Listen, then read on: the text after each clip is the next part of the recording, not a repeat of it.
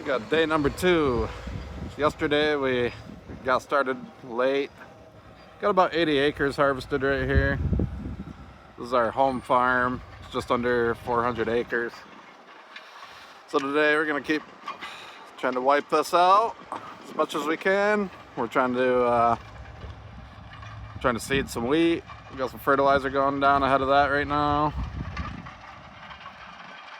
And yeah, we'll keep plugging away on some beans. At 1050. We got a 1042. We got a 936 on the grain cart. The Gleaner S98. And the Centennial S97 over here. It's kind of our fall lineup. Picked up this case seeder. It's a 550T this year. Sharing it with somebody. Trying to figure out our auto steer and settings and all that this morning before we get ripping on it.